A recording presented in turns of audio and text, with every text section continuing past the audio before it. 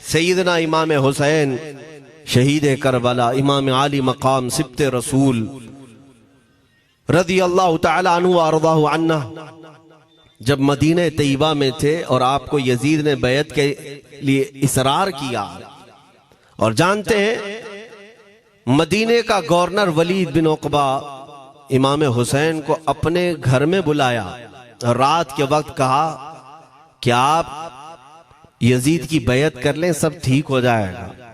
आपने एक तारीखी जुमला फरमाया था, आज वो सब मुसलमानों को याद होनी चाहिए। इमाम हुसैन ने ये नहीं कहा मैं हुसैन रसूलुल्लाह का नवासा यजीद की बैत करूंगा फासिक व फाजिर की, ये नहीं कहा आपने। तवज्जो चाहता हूं, आपने ये नहीं फरमाया, बल्कि ये फरमाया मुझ जैसा उस जैसे की बैत कैसे कर सकता है।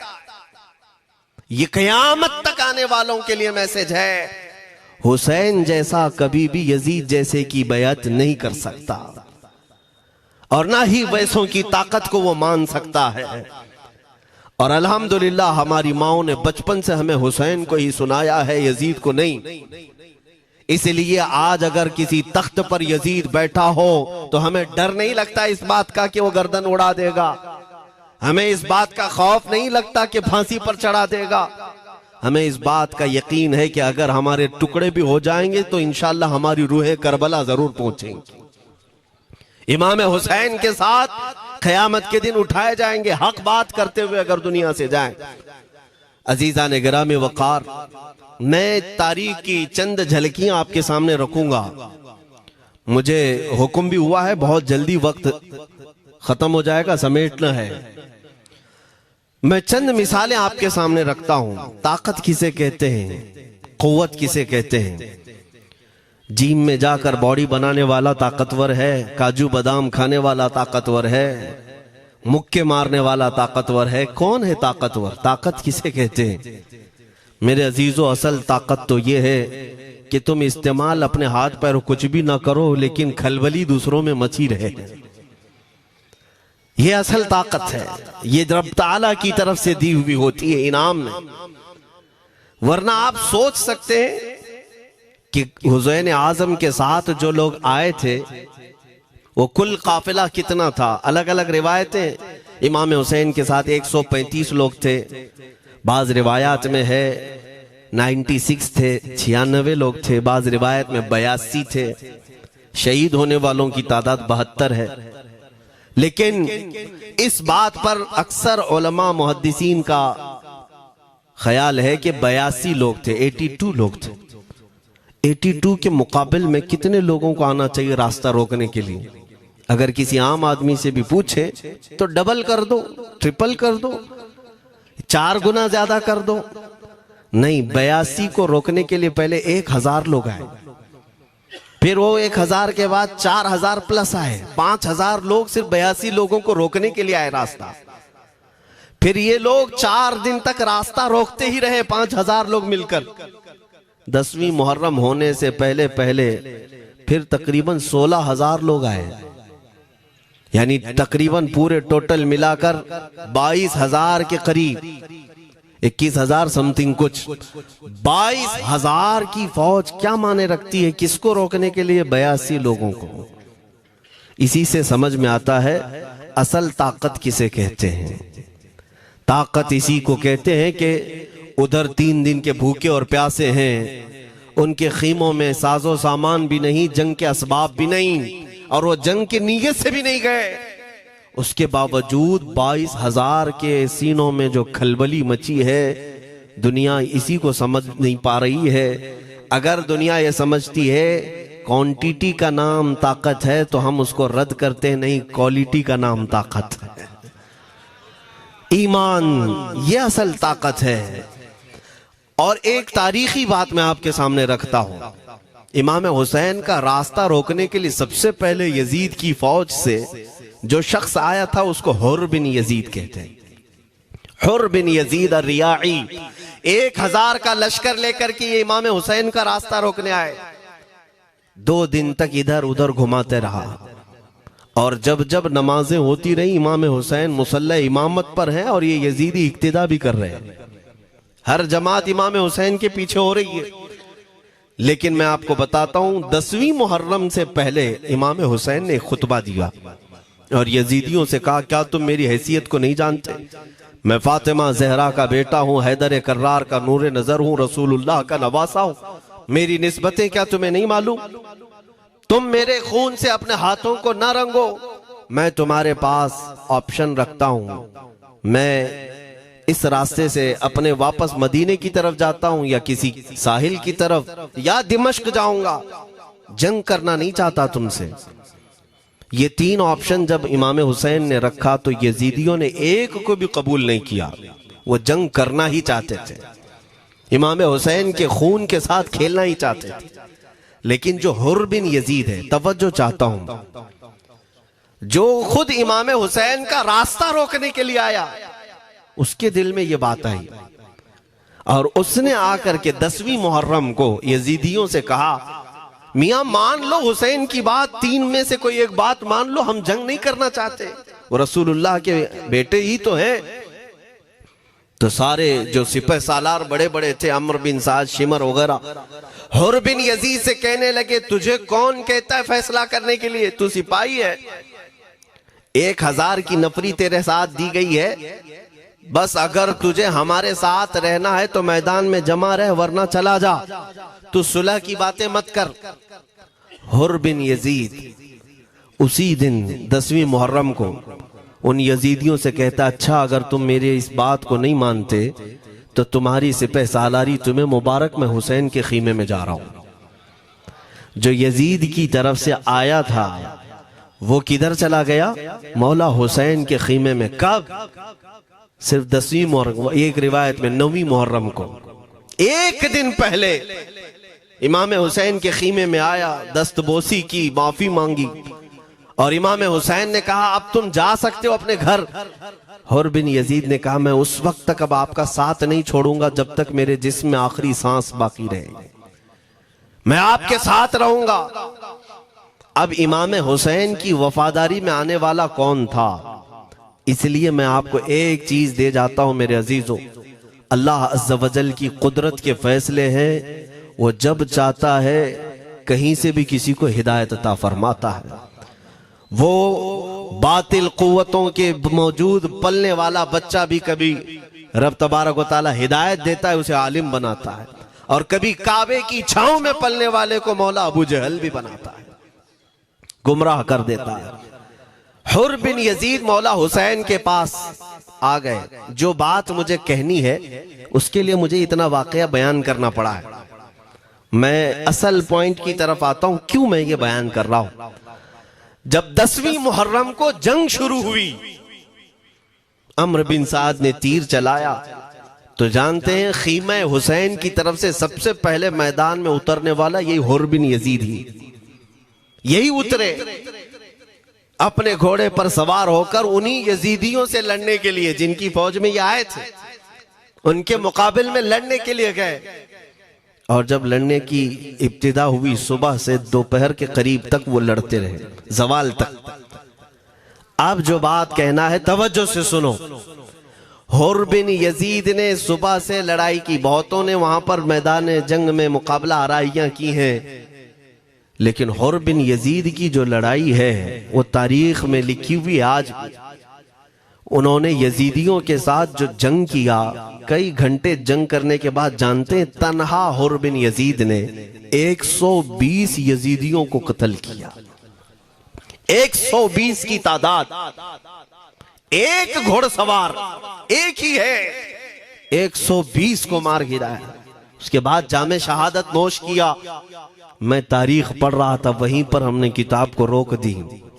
बहुत सारे लोग करबला के वाकयात में इमाम हुसैन के खानदान के बच्चों के शहादत तो बयान करते हैं, उनके जिस्म कट गए, उनके ऊपर घोड़े दौड़ाए गए, लेकिन तुम ये नहीं जानते कि हुसैनी शहजादों ने बातिल कुव्वतों के कैसे छक्के छुड़ाए थे। एक एक जवान ने मुकाबिल में आने वालों को उनकी औकात कैसे याद दिलाई थी। अब सुनो, हुर बिन यजीद 120 को मार गिरा सकते हैं, वो भी एक दिन पहले खीमा हुसैन में आने वाला, एक दिन पहले खीमा हुसैन में आने वाला। बात समझ में आ रही है? अभी जो एक दिन पहले खीमा हुसैन में आ जाए उसकी ताकत का हाल ये है, जो पैदाइशी हुसैनी हो उसकी ताकत का हाल क्या हो। मेरे अजीजों, ताकत किसे कहते ये समझो। यह और बात है कि लोगों को अपनी ही औकात मालूम नहीं, अपनी हैसियत मालूम नहीं है। होता क्या है मैं आपको बताऊं। अल्लामा अब्दुल मुस्तफा आजमी साहब ने एक बड़ी प्यारी बात लिखी है। वो गुजरात के हालात बहुत अच्छी तरह से जानते थे। आपने एक बहुत अच्छी बात लिखी जो हमारे तमाम चीजों से या आज के जमाने में ये चीज मैच होती है। एक ताजिर तिजारत करने के लिए निकला, उसके पास कुछ कीमती हीरे थे, कीमती हीरे थे, और वो हीरों की तिजारत करता था और एक चोर उसके पीछे पड़ गया। और वो चोर रोजाना वो चोरी करने के चक्कर में रहता था कि जब रात को ये ताजिर सोए तो मैं ये हीरे निकाल लूंगा। लेकिन 2-3 दिन जब जब वो ताजिर सोता था वो पूरे हीरे चेक करता था, कहीं नहीं मिलते थे। थक गया चोर। 3 दिन के बाद उस ताजिर को उसने पूछा, चोर ने कहा कि तुम हीरे रखते कहां हो? दिन भर तो तुम्हारे पास होते, रात में कहां जाते? तो उस ताजिर ने कहा, अकल का अगर तू इस्तेमाल करता तो तुझे बात समझ में आती। रोजाना मैं तेरे ही जुब्बे में रात को ये हीरे रखकर खुद सो जाता था। वो अपना नहीं तलाश करता, इसका तलाश करता। बिला तशबीह बिला तमसील। मेरे अजीजों, तुम्हारे पास जो ताकत है तुम्हें उसका अंदाजा नहीं। तुम जो मोहब्बत मुस्तफ़ा सल्लल्लाहु अलैहि वसल्लम की शमा अपने सीने में रखते हो, मौला करीम का वादा है तुम्हारे साथ, काना हक्कन अलैना नस्रुल मोमिनीन। रब ताला फरमाता हमने अपने ऊपर लाजिम कर लिया है कि ईमान वालों की मदद करें। और हमने मदद देखी है, रब ताला की मदद देखी है। आज के इन हालात में मुझे बताओ, भौंकने वाले भौंक ही रहे, बाकी तुम्हारा क्या बिगाड़ लिया? क्या तुम्हारा खराब किया? बस ये है कि तुम अपने अंदर खलबली मत मचाओ और ज्यादा खौफ और हिरास में मत जियो। अल्हम्दुलिल्लाह मुसलमान हैं, मोमिन हैं, किसी चोर कौम से तुम्हारा रिश्ता नहीं है। तुम दुनिया की उस अजीम कौम हो जो सिर्फ और सिर्फ अपने रब ताला के हुजूर झुकती है, और अपने रब तबारक व ताला के हुजूर ऐसे झुकती है। मैं चैलेंज के साथ कहता हूं, पूरी दुनिया में कोई कम्युनिटी, कोई कौम ऐसी नहीं है जो अपने खुदा को देखने के बाद ही झुकती है। जिसकी भी जाओ, उनके खुदाओं की तस्वीर वहां पर सामने होती तभी झुकते हैं। वो चाहे ईसाई हो, यहूदी हो, कोई भी हो, उन्होंने कोई ना कोई या मूर्ति बनाई है या तस्वीर बनाई है, तब वो झुकते हैं। तन्हा तुम ईमान वाले हो जो आज तक अपने खुदा को देखा नहीं लेकिन हर दिन सजदा करते हो। तुम्हारा ये ईमान है। और कुरान में शुरू में ही अल्लाह ताला ने जो तारीफ फरमाई सूरह बकरा में, युमिनून बिल गैब, अल्लाह फरमाता है ये वो लोग हैं जो गैब पर ईमान रखते हैं, देखा नहीं। और दुनिया में करोड़ों मस्जिदें होंगी, किसी मस्जिद में अल्लाह की तस्वीर है? किसी मस्जिद में? और या तुम्हें सलातो सलाम पढ़ने के लिए मेरे आका की तस्वीर देखने की जरूरत है? यही तो तुम्हारा ईमान है मेरे अजीजों।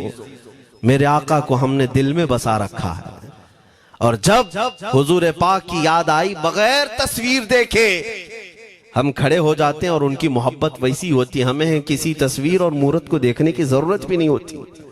तुम्हारी खुसूसियात बहुत हैं। अल्लाह रब्बुल इज्जत ने तुम्हारी पेशानियों को महफूज रखा है, किसी अहरे गैरे के सामने झुकने नहीं दिया। पेशानी मुकद्दस है तुम्हारी। हाँ, ये तो नहीं है कि तुम किसी दरख्त पर भी चले जाओ, पत्थर पर भी चले जाओ, चूहे पर भी झुक जाओ, सांप पर भी झुक जाओ, नहीं है। एक सहाबी हैं, ईमान लाने के बाद वो कहते हैं या रसूल अल्लाह सल्लल्लाहु अलैहि वसल्लम, दो वाकयात ऐसे हैं जो ज़माने जहालत में हम करते थे। एक वाकया याद करता हूं तो रोना आता है और एक वाकया याद करता हूं तो हंसी आती है। हुजूर ने फरमाया वो दोनों क्या है बताओ। उन्होंने कहा पहला वाकया तो ये है जिसको याद करके रोता हूं कि जवानी में जब हमारे घर बेटी पैदा होती थी तो हम उसका गर्दन मरोड़ कर दफन कर देते थे। आज मुझे ये बात याद आती है तो रोना आता है कि हमने ऐसे कई बच्चियों को दफन कर दिया। अरब वाले दामाद बनाना नहीं चाहते थे और बेटियों को पहले ही मार देते थे। ये वो सहाबी कहते हैं अब याद आती है बात तो रोना आता है। मेरे आका सल्लल्लाहु अलैहि वसल्लम ने फरमाया फिर हंसी किस बात पर आती है। कहते हैं जमाने जहालत में हमारे खुदा जो होते जिनकी हम इबादत करते थे तो जब सफर में जाना होता था तो आटा गूंद करके खुदा बना लेते थे, क्योंकि सफर में जाना है और हर जगह उनको साथ में रखना था खुदा को। वो साहब कहते हैं सफर के खुदा और होते थे, हवा का अलग, पानी का अलग, मिट्टी का अलग, सब लेकर के चलते थे। फिर हुजूर ने फरमाया हंसी किस बात पर आती है। वो कहते हैं बीच रास्ते में अगर खाना खत्म हुआ तो कभी खुदा का हाथ तोड़ के खाते थे, कभी पैर तोड़ के खाते थे। अरे मेरे अजीजों 1400 साल बाद आज जब आप हंस रहे हैं उस सहाबी को तो इस बात पर हंसी आती होगी।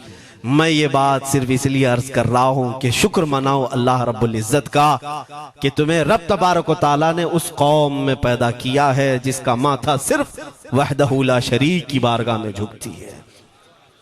तुम ईमान वाले हो और मैंने आयत यही तिलावत की खुतबे में, वला तहीनु वला तहज़नु व अंतुमुल अअलौना इन कुंतुम मुमिनीन। घबराओ मत, परेशान मत हो, तुम सबसे ज्यादा सरबुलंद रहोगे अगर तुम ईमान वाले हो। ये कुरान की आयत है। ईमान किसे कहते हैं? ईमान किसे कहते हैं?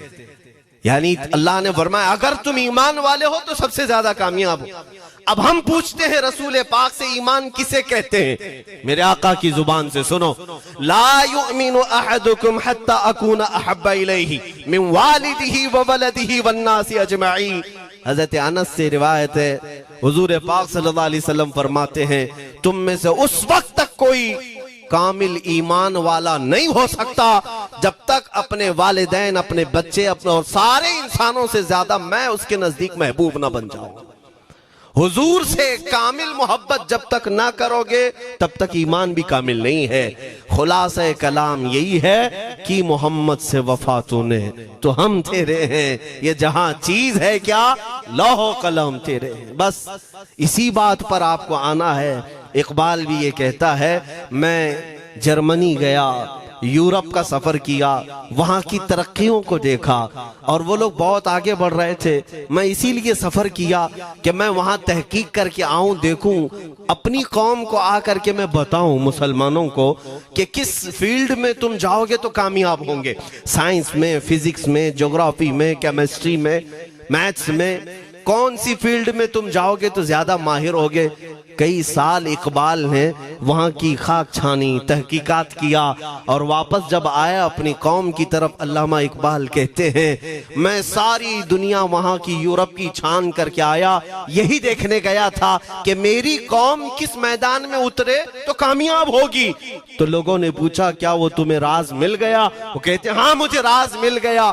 लोगों ने पूछा किस मैदान में उतरे? तो इकबाल कहता है मैं तो राज को पहुंचा, अपनी कौम को बताता हूं तुम्हारी तरक्की का राज सिर्फ इतना ही है कि मोहम्मद से वफा तूने, कि मोहम्मद से वफा तूने तो हम तेरे हैं। ये जहां चीज है क्या लौह कलम तेरे हैं। सारी कामयाबी का असल राज मेरे आका से बेइंतहा मोहब्बत है। मैं दीनी शख्सियात की बात अपनी जगह पर, जो जिसको आप दुनियावी उलूम कहते हैं, लाओ मैथ्स का कोई बहुत बड़ा माहिर रियाजीदान या कोई साइंटिस्ट आपको ऐसा लगता हो, लाओ मेरे आला हजरत इमाम अहमद रजा फाजिल बरेलवी के सामने। जानते हैं आप उस आला हजरत फाजिल बरेलवी ने 55 उलूम पर अपनी तहकीकात लिख दी हैं। बाकी जानते कितने थे वो अल्लाह ही बेहतर जाने। एक बात मैं आपको बता रहा हूं, मैथ्स में, मैथमेटिक्स में उनके पास ऐसी ऐसी इजादात थी। एक किताब आला हजरत ने लिखी है ज्योमेट्री पर, आज के बच्चे जो कॉलेज पढ़ते हैं वो जानते होंगे। ज्योमेट्री की भी कई उसमें अकसाम लिखी गई हैं, और आला हजरत ने एक किताब लिखी है कश्फुल इल्ला अन सिमतिल क़िबला, क़िबला पहचानने का इल्म। तुम तो आज वो कंपास लेकर के पहचानते हो ना, अब तो मोबाइल में आ गया, मोबाइल को घुमाओ, इधर दिखा रहा उधर, उधर दिखा रहा उधर क़िबला। मेरे अजीजों, इस्लाम मशीनों से नहीं चलता है। इसका सेल चला गया तो क्या तुम्हारा इस्लाम चला जाएगा? इसकी बैटरी चली गई तो क्या तुम्हारा दीन चला जाएगा? नहीं, इस्लाम मुकम्मल कवायद और जवाबित के साथ है। सारी मशीनें खत्म भी हो जाए, इस्लाम ने तुम्हें कायदे बनाकर दिखाए हैं, प्रैक्टिकल। ये क़िबला पहचानने का इल्म होता है। शहर का तूलुल बलद अर्जुल बलद देखना होता है, बहुत सारी उसमें चीजें, उसकी सतह समंदर से ऊंचाई कितनी है, फिर सितारों को देखा जाता है, फिर पहचाना जाता है क़िबला, उसको हिसाब में लगाया जाता है। आला हजरत ने ये जो किताब लिखी पूरे 1400 साल में है आला हजरत की ये किताब, जिसमें 10 कायदे खुद उन्होंने इजाद किए, उनसे पहले किसी ने नहीं लिखी, खुद उन्होंने इजाद किए। और उसके बाद आला हजरत ने चैलेंज के साथ कहा कि मैंने, फकीर ने ये 10 कायदे इजाद किए हैं, इस पर कोई अमल करके क़िबला पहचानना चाहे तो उस पर अमल करके खड़ा हो जाए। अगर हिजाबात हटा दिए जाएं तो काबा उसकी नाक के सामने होगा। आला हजरत ने लिखा है काबा ऐन उसकी नाक के सामने होगा। परफेक्ट कायदे उन्होंने लिखे। ये कायदे कहां से आए? हिसाब, मैथमेटिक्स। जो अलीगढ़ के प्रोफेसर अपने फंसे हुए मसाइल हल करने के लिए आला हजरत के पास आए, वाकयात आपने सुने होंगे। अब मैं आपसे कहता हूं, एक बहुत बड़े प्रोफेसर साहब अलीगढ़ के, वो लंदन या ऑक्सफोर्ड जा रहे थे या जर्मनी जा रहे थे कुछ मैथ्स के फंडे हल करने के लिए। आला हजरत के खलीफा ने उन्हें मशवरा दिया कि चले मौलाना अहमद रजा साहब बरेली में रहते हैं, उनसे बात कर लेंगे। पहले तो उन्होंने मजाक उड़ाया, मौलवी लोगों का काम है, प्रोफेसर जिसमें फंसा हुआ है। उन्होंने कहा लंदन और जर्मनी जाने में जितना खर्चा आता है उससे कम ही बरेली को लगता है, एक बार ट्राई कर लीजिए।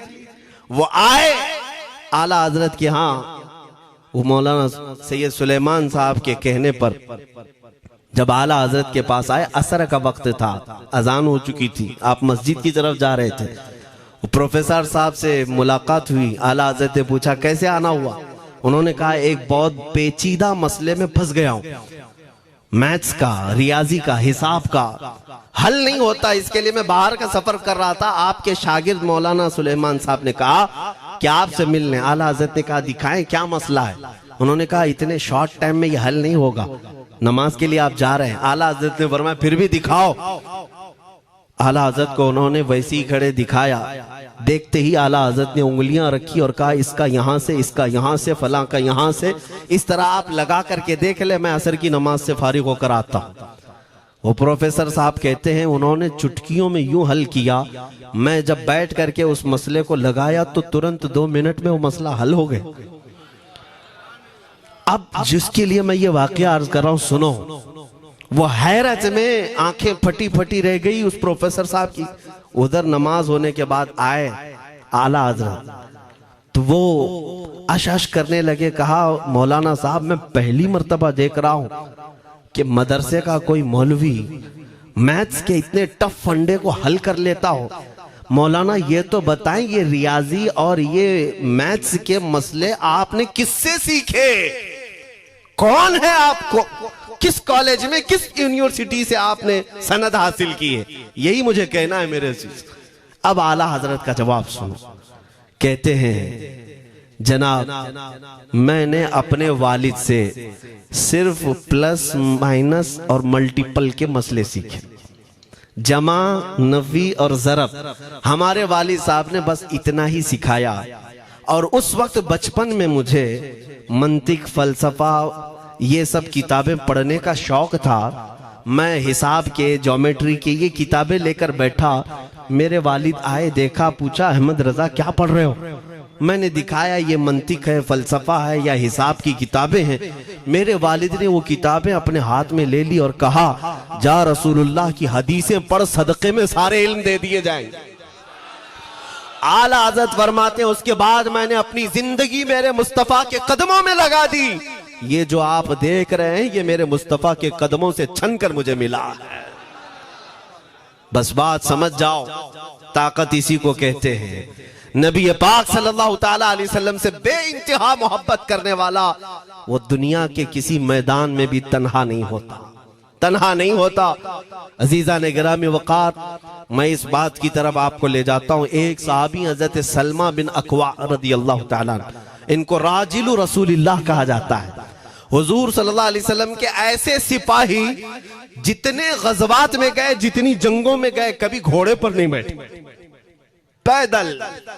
और वह ऐसा पैदल चलते थे कि कोई घोड़ा भी उनके साथ नहीं पकड़ पाता उनको जब वो भागते थे।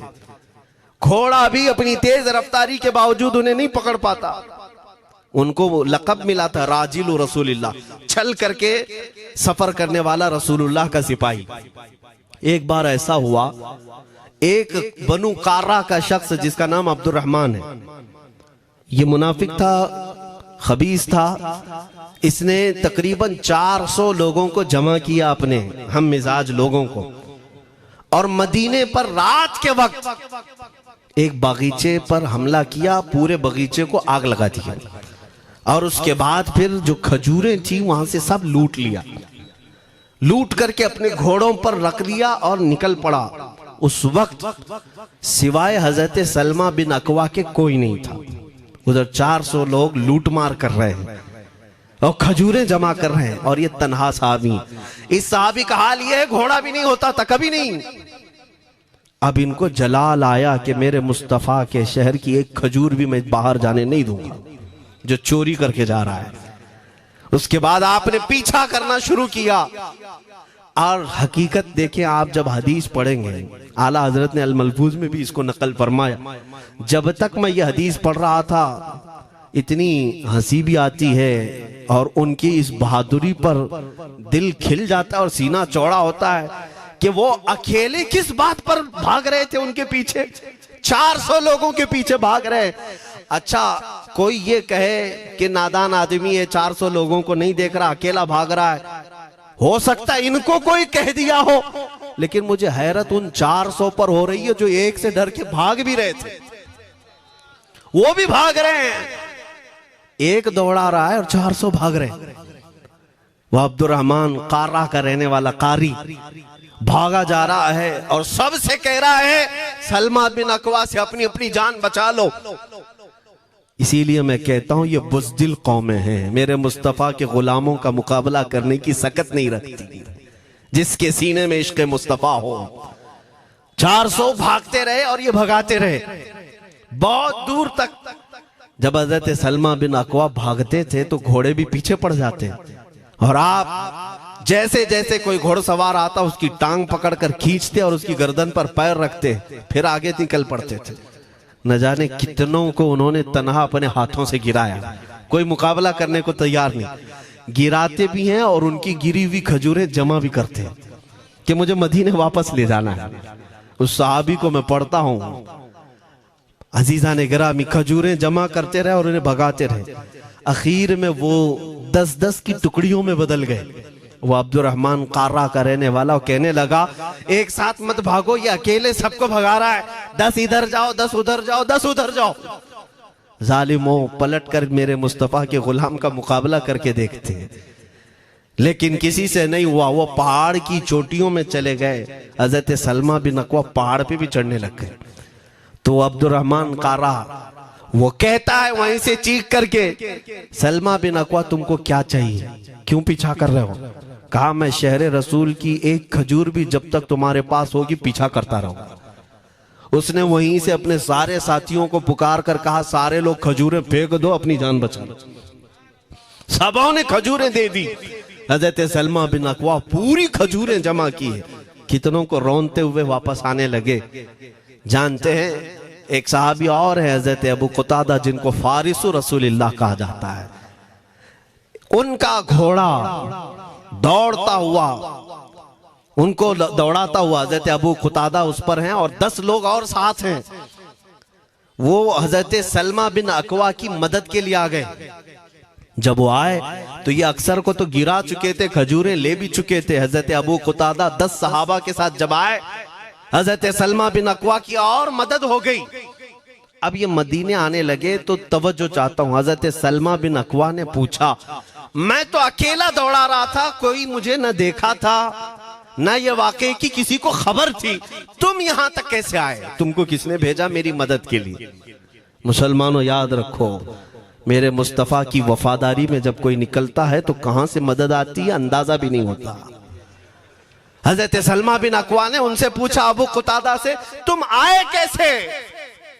हजरत अबू कुतादा ने जो जवाब दिया वो और ताज्जुब का था। कहा, हमने नहीं देखा, हमको मालूम भी नहीं तुम किसके साथ गए हो, हमें ये वाकया भी नहीं मालूम, लेकिन हम अपने खीमे में बैठे थे, हमारा ये घोड़ा दौड़ता हुआ है, ये घोड़ा दौड़ता हुआ आया और दोनों पैर बार बार उठा करके हिनहिनाने लगा।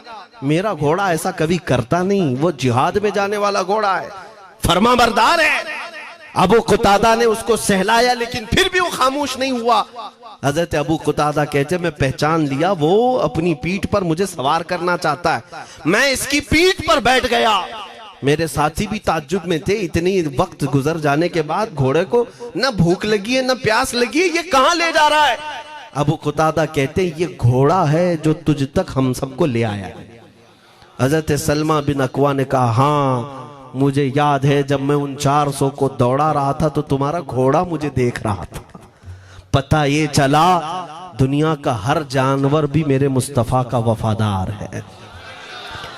अगर तुम नबी पाक सल्लल्लाहु अलैहि वसल्लम की इज्जत व हुर्मत के लिए उठते हो तो चूंटियां अपने सुराख में तुम्हारे लिए दुआ में मशगूल हो जाती हैं, मछलियां पानी में तुम्हारे लिए दुआएं करती हैं। अजीजा ने गिरामी वकार, आज मैं अपने जुमलों को समेटते हुए ये बात कहता हूँ, धोराजी की सरजमीन मैंने कभी सुना नहीं या कभी आपसे मुलाकात नहीं की, लेकिन इतना बड़ा मजमा हमें जो सुनने के लिए बैठा है, लोग मुसाफे के लिए आए, फूल हार पेश किए, टूट पड़ते हैं मुलाकातों के लिए। मैं अक्सर जलसों में भी और अपने प्रोग्रामों में ये कहता हूँ, मुझे जो आप इज्जत की निगाह से देखते हैं या मिलना चाहते हैं या देखना चाहते हैं या सुनना चाहते हैं, तो वो इसलिए नहीं है कि किसी बाप का, बड़े बाप का बेटा है या किसी सियासी पार्टी का नेता है। आपकी जो मोहब्बत है वो सिर्फ इसलिए है, ये नाज ये अंदाज हमारे नहीं होते, झोली में अगर टुकड़े तुम्हारे नहीं होते या रसूल अल्लाह, जब तक के मदीने से इशारे नहीं होते, रोशन मेरी किस्मत के सितारे नहीं होते। जो कुछ भी इज्जत मिली है हमें आज, वो किसी और सलाहियत की वजह से नहीं। साफ मैं बता देता हूं, मैं मुकर्रिर आदमी नहीं, मैं खतीब आदमी नहीं, मैं वो शोलाबार मुकर्रिर नहीं हूं कि जिनकी तकरीरों से लोग बहुत ज्यादा नफा उठाते हो। मैं तो तालिब इल्म आदमी हूं। मेरे आका सल्लल्लाहु ताला अलैहि वसल्लम के लिए इतनी वफा करना जानता हूं कि मैंने यह अहद कर लिया है, मेरे जिस्म में जब तक खून बाकी रहेगा, एक भी सालिम कुत्ता मेरे आका की तरफ उंगली भी उठाए, हम अपनी गर्दन भी निछावर करने को तैयार रहेंगे।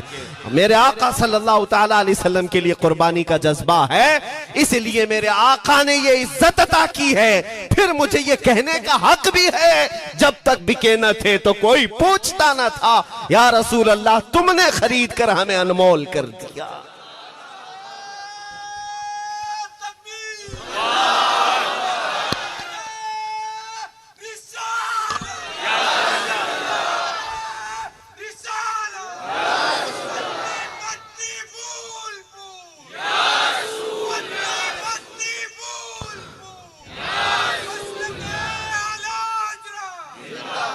मेरे अजीजों, इस बात पर आज तुम्हारा इत्तिहाद होना है, आज तुम्हारा इत्तिहाद होना है। मैंने काफी इलाकों के दौरे किए और देख लिए, लोग जो कहते हैं हम बिखरे हुए हैं, बटे हुए हैं, टुकड़ों में हैं, लेकिन मैंने सबको देखा, यकीनन फिरकों में भी बटे हैं, सिलसिलों में भी। हालांकि सिलसिलों में इख्तिलाफ होना नहीं चाहिए, जो सलासिल हक्का हैं वो सब मदीने तैयबा की नहरें हैं, इख्तिलाफात नहीं, लेकिन उसके बावजूद बटे हुए लोग हैं। एक दूसरे से मुसाफा नहीं करना चाहते, एक दूसरे के पीछे नमाजें नहीं पढ़ना चाहते, जो खाली सुन्नी होकर भी, ईमान वाले होकर के भी। मैं बहुतों से ये शिकायतें सुना कि हम में बहुत सारे इख्तिलाफात हैं, लेकिन इसका हल तकरीरें हैं, तहरीरें हैं, लोगों को समझाना है, इस्लाह करना है, सब करके देख लिया। लेकिन एक बात मैंने खुद प्रैक्टिकल देख लिया कि 1000 टुकड़ों में क्यों ना बटे हों, लेकिन मेरे मुस्तफ़ा का नाम आ जाए तो हर कोई मुत्तहिद नजर आता है। ये हमने देख लिया है, ये हमने देख लिया है। किसी भी पीर से बैत क्यों ना हो, मैं दूसरों की बात नहीं करता, लेकिन मैंने पूरे हिंदुस्तान के कोने कोने में देखा है जाकर के, किसी भी सुन्नी सहीहुल अकीदा पीर से बैत क्यों ना हो, अगरचे उसके आपस के झगड़े हों, लेकिन हमने एक मजमे में मुझे सुनने वालों को, ऐसे इख्तिलाफ वालों को भी देखा, दोनों सुन रहे हैं।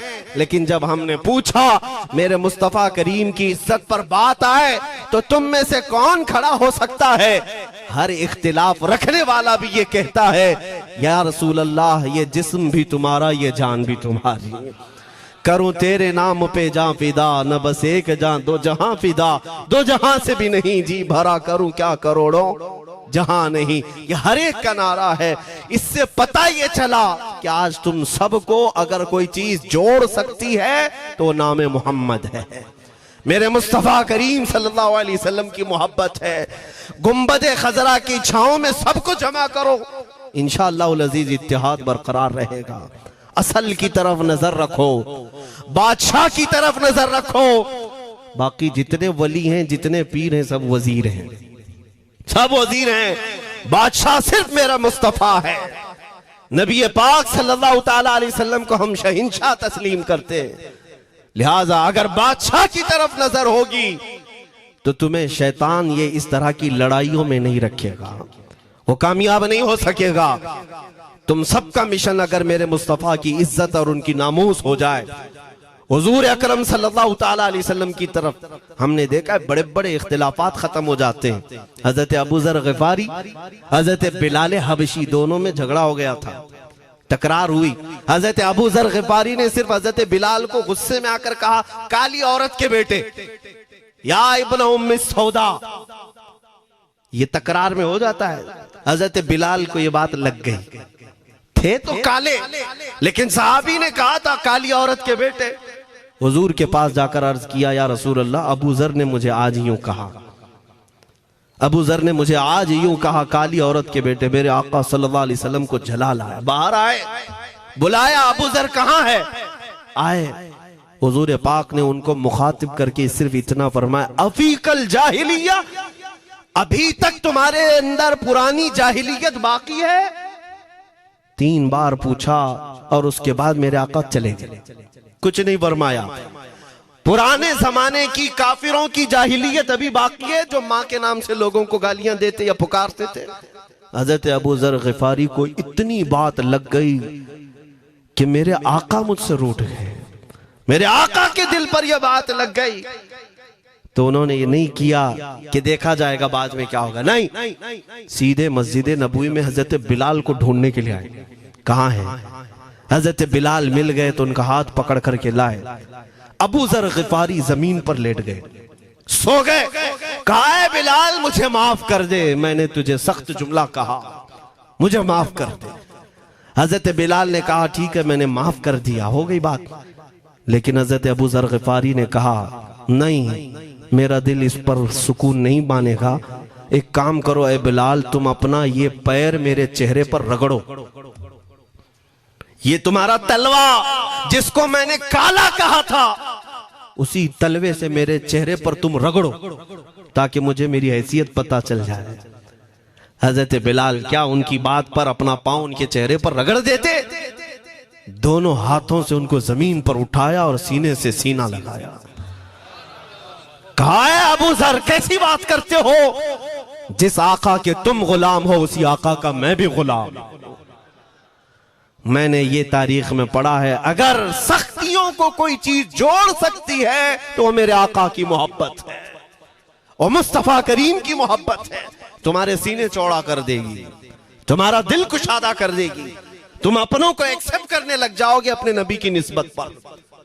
हाँ, एक बात याद रखें, मैं ये सिर्फ मेरे आका की निस्बत वालों के लिए कह रहा हूं। बाकी हमारा अकीदा तो ये है, नबी से हो जो बेगाना उसे दिल से जुदा कर दे, पिदर मादर बिरादर जानो माल उन पर फिदा कर दे। हम उसको मानते ही नहीं, चाहे बाप हो कि माँ हो, जो मेरे नबी को नहीं जानता, जो मेरे आका की अजमत को नहीं पहचानता। मैं उनके बारे में नहीं कहता। हाँ, हमारे एक उस्ताद बुजुर्ग उन्होंने फरमाया था कि बेटा बात करने का लहजा नरम रखना हमेशा। बहुत सारे लोग हमारी तकरीरों को अभी अभी जो सुनते हैं वो कहते हैं बहुत कड़क बोलते हैं, सख्त बोलते हैं। मेरे अजीजों, पिछले 15 साल से करते हैं हम तकरीरें, अखलाकियात पर, तसव्वुफ पर बहुत सारे नरम अंदाज में गुफ्तगू करने के हम आदी थे। वो सब नहीं देखते, लेकिन जहां हम थोड़ा सा चीखते हैं या गरज के साथ बोलते हैं, वो बहुत जल्दी किसी को लगती है और कहते हैं आप बहुत कड़क लहजे में कहते हो। 90% हमने नरम लहजे में बात किया है, लोगों को अखलाकियात सिखाया है। चोरी, जिना, डकैती, सूद, शराब, इन सब की मजम्मत पर बयानात हमने रिकॉर्ड किए। वो सब नजर नहीं आता, लेकिन सख्त जुमले बहुत जल्दी नजर आते हैं। लेकिन ये मैं क्यों करता हूं वो भी आपको बता दूं। हमारे एक बुजुर्ग उस्ताद ने फरमाया, कहा कि बेटा नरम गुफ्तगू करने की आदत रखना, इसलिए कि मेरे आका सल्लल्लाहु अलैहि वसल्लम की सुन्नत है नरमी से कलाम करना। लेकिन एक बात याद रखना, जिंदगी भर नरमी से बात करो, लेकिन मुस्तफा करीम सल्लल्लाहु अलैहि वसल्लम की एहानत या दुश्मनी किसी में देखो तो फिर न तुम्हारी जुबान मीठी होनी चाहिए, न दिल नरम होना चाहिए, न दिमाग ठंडा होना चाहिए। हाँ, ये ईमान का तकाजा है। हम जो सख्त बात करते हैं, लोगों को ऐसा लगता है कि इतना कड़क नहीं बोलना चाहिए। तुम्हें पता भी नहीं हजरत उमर फारूक कितना बोलते थे। हाँ, उमैर बिन वहब एक शख्स था जो हुजूर के कत्ल का इरादा करके आया था मक्का से। सफवान नाम का एक और शख्स, उमैर नाम के 2 लोग हतीम काबा में बैठकर मीटिंग करके आए। क्योंकि सफवान का बाप जंगे बदर में मारा गया था, उमैर का बेटा जंग में कैदी होकर हुजूर के पास कैद था। दोनों का प्रॉब्लम सेम था। दोनों लोग हतीम काबा में बैठ करके फैसला करते हैं। सफवान ने कहा मैं तुझे बहुत पैसे दूंगा, एक तलवार को जहर में बुझा कर जाओ मदीने और मोहम्मद का कत्ल करके आओ सल्लल्लाहु अलैहि वसल्लम। उमैर बिन वहब तलवार छुपा करके मदीने आया, लेकिन जिस वक्त वो आया, हजरत उमर फारूक चंद सहाबा के साथ मस्जिद नबवी के बाहर खड़े थे। देखते ही उसकी गर्दन में जो है ये गमछा डाला, रुमाल, और कहा खुजू हादल कल, पकड़ो इस कुत्ते को। ये हजरत उमर की जुबान से निकलेंगे, कहते हैं पकड़ो इस कुत्ते को। यही वो है जो बद्र के अंदर मैदान बद्र में मक्का वालों को भड़का रहा था जंग पर हुजूर के खिलाफ। यहाँ मदीने में आया है, पकड़ो इसको। हजरत उमर बाहर ही सब कर देते, लेकिन कहा कि मैं हुजूर से पूछ के आता हूँ इसका करना क्या है। मेरे आका के पास गए, कहा या रसूल अल्लाह, शैतान कुरैश आया है, कुरैश का शैतान आया है उमैर बिन वहब, और मुझे लगता है वो बुरी नीयत से आया है। हजरत उमर पहले ही भांप रहे हैं, मुझे लगता है वो बुरी नीयत से आया है, क्या करना है आप हुक्म फरमाए। मेरे आका ने फरमाया उमर उसको अंदर ले आओ। उमैर बिन वहब को वैसी गर्दन में वो गमछा डाल के घुमा के अंदर ले आए मस्जिद नबवी में। हुजूर ने पूछा, हजरत उमर से कहा छोड़ दो। जब अंदर आया तो पूछा हुजूर ने क्यों आए उमैर। अब वो झूठ बोलने लगा, कहा मेरा बेटा आपके पास कैदी है, खैर खैरियत पूछने के लिए आया और क्या है। मेरे आका ने फरमाया सच सच बताओ क्यों आए हो। उसने फिर कहा मैं अपने बेटे की खैरियत मालूम करने आया हूं, और क्यों आया हूं। हुजूर ने फरमाया खैरियत मालूम करने आए तो तलवार लेके क्यों आए हो। उसने तलवार दिखाने के लिए फेंक दिया, कहा इस तलवार का क्या होना है। तलवार तो हमारे पास बद्र में भी थी, लेकिन फतह आप ही के साथ थी। बड़ी बड़ी बातें करने लगा। मेरे आका को जलाल आया और कहा उमैर वो बात क्यों नहीं बोलते जो तुम सफवान के साथ काबा के हतीम में बैठकर करके आए हो। मदीने में बैठा रसूल खाने काबा में होने वाली गुफ्तगू को सुन रहा है। दूरो नजदीक के सुनने वाले वो काने लाले करामत पे लाखों सलाम। ये हदीस मौजूद है, सही हदीस है। इसी हदीस के तर्जुमानी करते हुए हम तो ये अकीदा रख ही सकते हैं ना, हम यहाँ से पुकारें वो वहां से सुने, मुस्तफा की समाअत पे।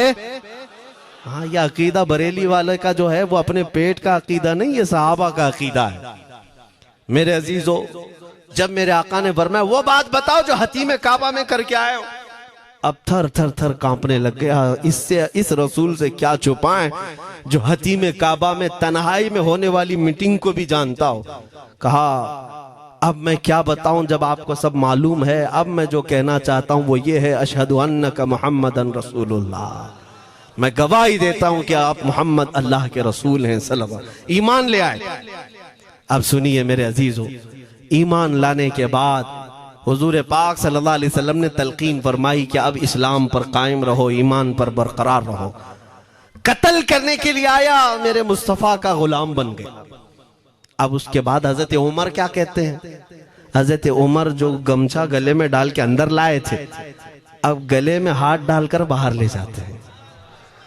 और बाहर जो साथी खड़े थे उन सबको मुखातिब करके कहते हैं, लोगों सुनो।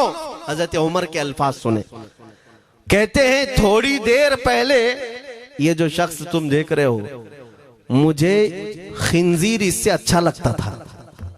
अल्लाह, ये लफ्ज भी है, वल्लाही इन्नी लअहब्बु खिंजीरन मिन हाज़ा। कहते हैं कि इससे बेहतर मैं खिंजीर को समझता था क्योंकि ये दुश्मन रसूल था। लेकिन अब सुनो ऐ लोगों, अब मेरे सगे बेटे से ज्यादा मुझको ये अजीज है, इसलिए कि मेरे आका का गुलाम। यही ईमान है, यही ईमान है। अजीज़ान गिरामी, खुलासा कलाम मेरी बात का यही है, मोहम्मद की मोहब्बत दीन हक की शर्त अव्वल है। इसी में हो अगर खामी तो सब कुछ नामुकम्मल है। इकबाल ने क्या खूब कहा था, अगर पहचानना हो तो मेरे अजीज़ों पहचानो, तुम मेरे आका सल्लल्लाहु अलैहि वसल्लम के कदमों तक अगर पहुंच गए तो यही दीन है। बमुस्तफ़ा बरसा खैश के दी हमाउस, गर्ब उन रसीदी तमाम बुल हबीस। अपने आप को हुजूर तक पहुंचा दो, इसी का नाम दीन है। और अगर वहां तक नहीं पहुंच सके, जिंदगी पूरी अबू लहब की तरह है। हो ना ये फूल तो बुलबुल का तरन्नुम भी ना हो, चमने दहर में कलियों का तबस्सुम भी ना हो ना ये साकी तो मैं भी ना हो, खुम भी ना हो, बस में तौहीद दुनिया में ना हो, तुम भी ना हो। या रसूल अल्लाह, खीमा अफलाक का इस्तादा उसी नाम से है, नबज़ हस्ती तपश आमादा उसी नाम से है। दश्त में दामने कोहसार में मैदान में है, बहर में मौज की आगोश में तूफान में है, चीन के शहर मराकश के बयाबान में है, और पोशीदा हर मुसलमान के ईमान में है। वो मेरे आका की जात ही है, हर जगह है, और उसी की तरफ हमें सबको मुतवज्जे होने की आज जरूरत है। ताकत किसका नाम है, मैंने शुरू इसी बात से किया था, इसी पर खत्म करता हूं। ताकत और कुव्वत सिर्फ बॉडी बनाने को नहीं कहते, ताकत और कुव्वत सिर्फ और सिर्फ काजू बादाम खाने को नहीं कहते।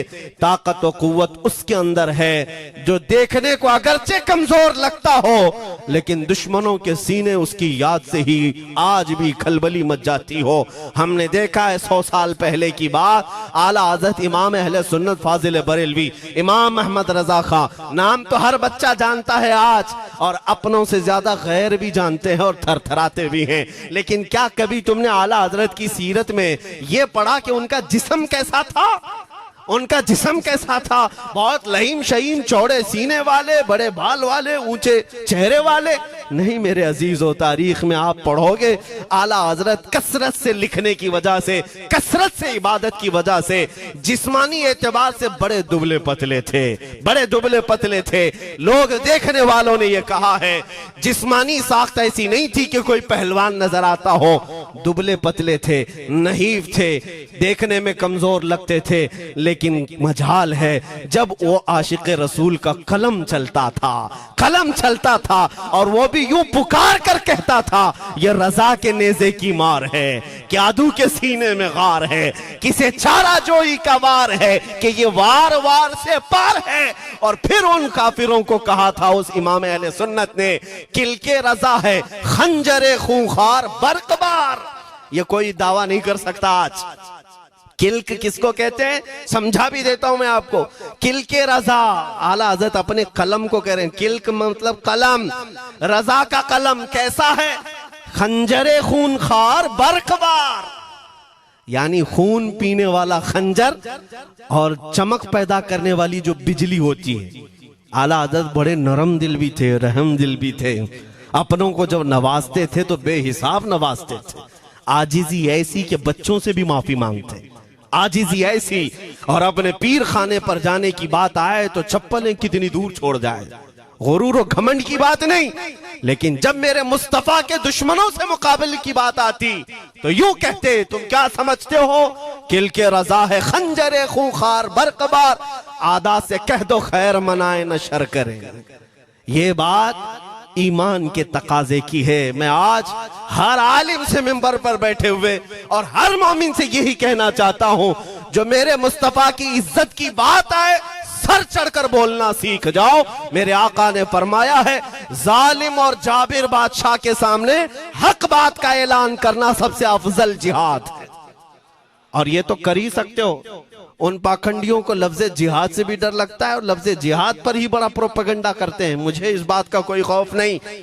हाँ, लोग ये कहते हैं मौलाना जिहाद के लफ्ज पर थोड़ा साइड होकर के बात कर लेते हैं। तुम बुज़दिल क्यों बने जा रहे हो? लफ्ज़े जिहाद एक पाकीज़ा लफ्ज है, मुकद्दस लफ्ज है। इस लफ्ज को अगर निकाल दिया तो मेरे आका की आधी सीरत खत्म हो जाएगी। कैसे बताओगे नबी पाक की सीरत? बदर को क्या कहोगे? तकरार हुई थी। खंदक, ओहद, तबूक, खैबर, ताइफ, ये सब को क्या कहोगे? तकरार हुई थी। जिहाद लफ्ज है, सेल्फ डिफेंस का नाम है। इतना हक तो हर एक को है मेरे अजीजों। लेकिन ये तो आज मैं ये बात भी नहीं कर रहा हूं तुमको तलवार उठाओ, बंदूक उठाओ, गोली मारो, बंदूक से लो, ये सब बातें तो हम करते भी नहीं, हमें जरूरत भी नहीं। लेकिन हमें पता है हमारे अल्फाज ही काफी हैं। मेरे आका सल्लल्लाहु ताला अलैहि वसल्लम की मोहब्बत जिसके सीने में हो, मेरे आका ने जब ये फरमाया है कि हक बात का ऐलान करना सबसे अफजल जिहाद है, तो इस पर तो हर कोई आज अमल कर सकता है।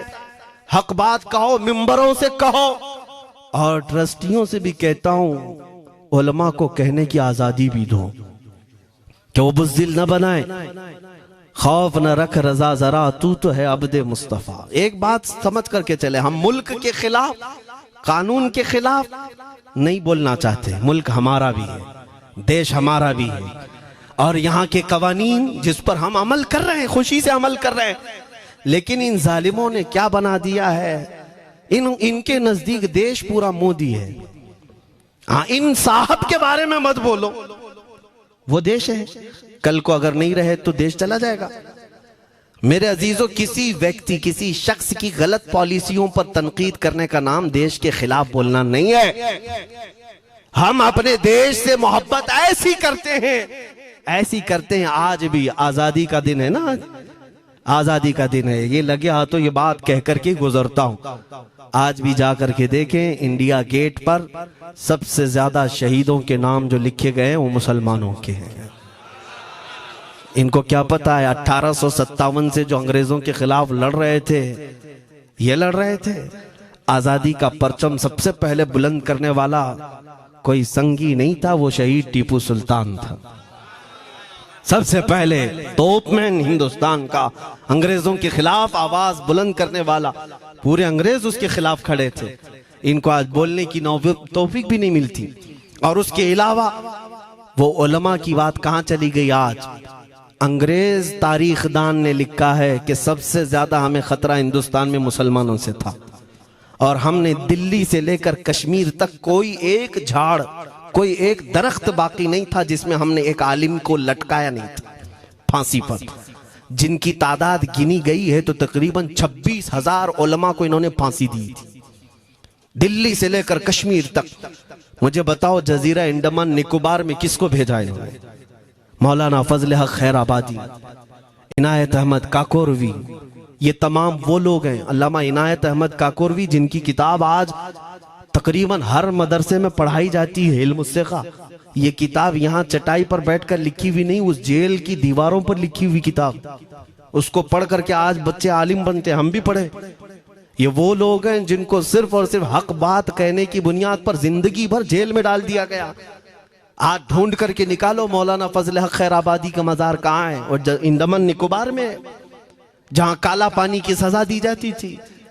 किफायत अली काफी का नाम सुना है मेरे अजीजों? ये नाम का जिक्र आना तो हक बनता है आज की रात जरूर।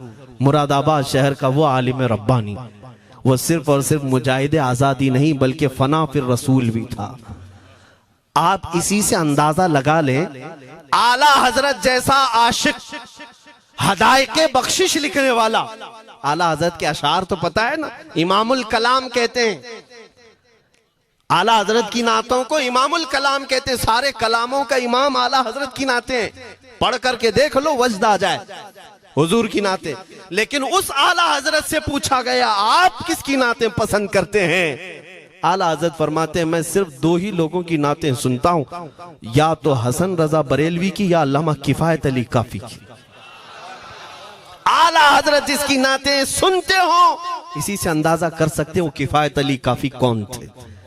मैं अक्सर जगहों पर इनका तस्करा करता हूं ताकि बच्चों के जहनों में ये बात मुंतकिल हो जाए। अब मैं आपको बताऊं, उनकी जुबान में अल्लाह ने वो ताकत दी थी कि वो जब इश्क़ रसूल पर बोलते थे तो हजारों का मजमा रोने लगता था, उनकी तरफ आ जाते। और अंग्रेजों को ये बात कतान पसंद नहीं थी। उन्हें कई तरह से गिरफ्तार करने की कोशिश की गई। आखिरकार एक मुनाफिक के जरिए से मौलाना किफायत अली काफी को गिरफ्तार करने के लिए अंग्रेज आए। कितने जानते हैं? 3000 लोग आए एक आलिम को गिरफ्तार करने। हमेशा कुत्ते झुंड में ही आते हैं। हाँ, मॉब लिंचिंग भी जो है ना कुत्ते झुंड में ही करते हैं। किफायत अली काफी रहमतुल्लाह अलैह को गिरफ्तार करके ले गए दारुल इमारत में। अंग्रेजों ने रात के वक्त किफायत अली काफी के कपड़े खोले और उनके जिस्म पर गर्म इस्त्री फेरी। इस्त्री से पूरा दागते थे और जब चमड़ी जल जाती थी तो उस पर नमक छिड़कते थे। हफ्ता भर तक अल्लामा किफायत अली काफी को उन्होंने ये दर्दनाक सजाएं दी। बीच में कई मर्तबा उनको सामने ऑफर रखा, तुम बदल लो अपनी बातें, छोड़ दो अपनी इस कौम को वरगलाना, छोड़ दो ये सब जो तुम तकरीरें करते हो, हम अपने हुकूमत में तुम्हें ले लेंगे, वजीफा भी देंगे, ओहदा भी देंगे। किफायत अली काफी रहमतुल्लाह अलैह ने फरमाया तुम गलत जगह हाथ मारे हो। हाँ, ये वो जगह नहीं है जहां से 500 पाउंड लेकर के कौवा भी हलाल कर दिया जाए, हर चीज जो है तुम्हारे हिसाब की बना दी जाए, ये वो जगह नहीं है। किफायत अली काफी रहमतुल्लाह अलैह ने कहा मेरा दीन इतना सस्ता नहीं है, इतना सस्ता नहीं है। उसके बाद उन्होंने कहा तो फिर तुम मरने के लिए तैयार रहो। कहा खुशी से। 8 दिन के बाद उनको एक चौराहे पर ले जाकर फांसी का फंदा लगाया गया और पूरे मजमे में आपको फांसी के लिए चढ़ाया गया। अंग्रेजों ने पूछा था कोई आखिरी वसीयत है तुम्हारी, कोई आखिरी ख्वाहिश है तो बता दो लोगों में। फांसी पर चढ़ने वाला ये कहता होगा मेरी बीवी से मिल लूं, बच्चों से मिल लूं, जायदाद प्रॉपर्टी की वसीयत कर दूं, मेरे बाद कौन बैठेगा वो कह दूं। लेकिन किफायत अली काफी की बात पर कुर्बान जाओ। उस भरे मजमे में कहते हाँ मेरी आखिरी ख्वाहिश एक ही है, एक बार नाते रसूल पढ़ लो। अल्लाह अल्लाह, एक बार नाते रसूल पढ़ लो। उन्होंने कहा ठीक है तुम्हारी इस ख्वाहिश का हम अदब करते हैं, कर लो।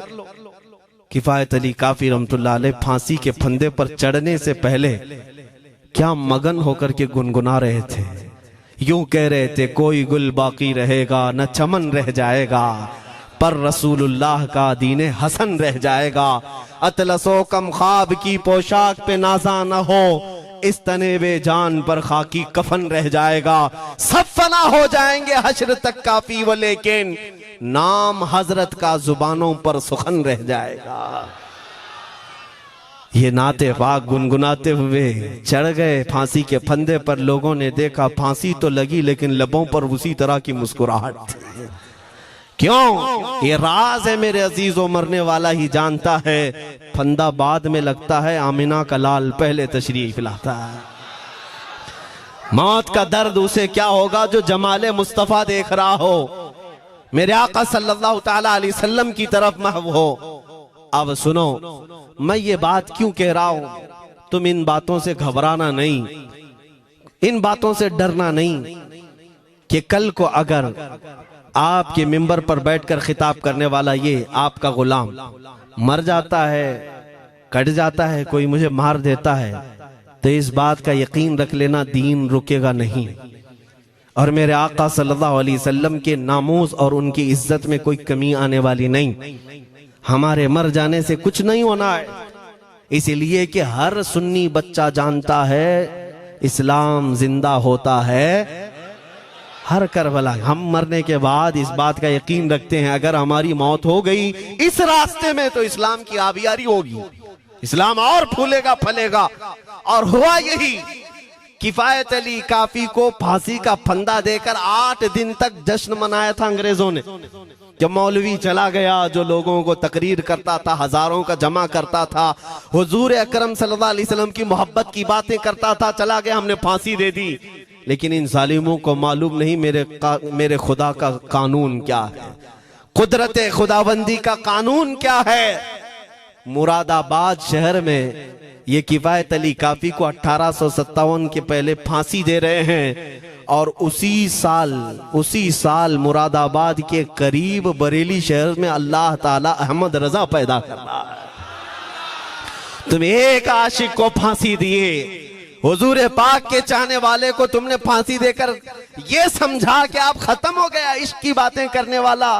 लेकिन कुर्बान जाओ मोहब्बत मुस्तफा पर, मेरा रब ऐसे इन मक्कारों के मकर को फेरता है कि फौरन अल्लाह ताला ने ऐसा आशिक पैदा किया कि फिर बरेली की तरफ से उठने वाली आवाज एक शहर में, एक बस्ती में नहीं, दुनिया के कोने कोने में पहुंच गई। आज 100 साल हो गए उस मर्दे कलंदर इमाम अहले सुन्नत को दुनिया से गए हुए, लेकिन हर मस्जिद की मिंबर और मेहराब आवाज देती है मुस्तफा जाने रहमत पे लाखों सला, शमे बज़ में हिदायत पे लाखों सला। और फिर हमारे बच्चे भी ये आज कह जाते हैं, डाल दी कल्ब में अज़मत मुस्तफा सय्यदी आला हजरत पे लाखों सला। ये निजाम है मेरे मौला का, एक चिराग तुम बुझाओगे मौला 100 चिराग रोशन फरमाएगा। हाँ इंशाअल्लाहुल अज़ीज इस बात पर हम सबको जमा होना है। अल्लाह करीम हमें हमारी खोई हुई ताकत व कुव्वत अता फरमाए। आप रब तबारक व तआला की बारगाह में ये दुआ करें कि ऐ रब्बे जुल जलाल, जब तक जिंदगी बाकी है मौला मुझे तेरे नबी के वफादारों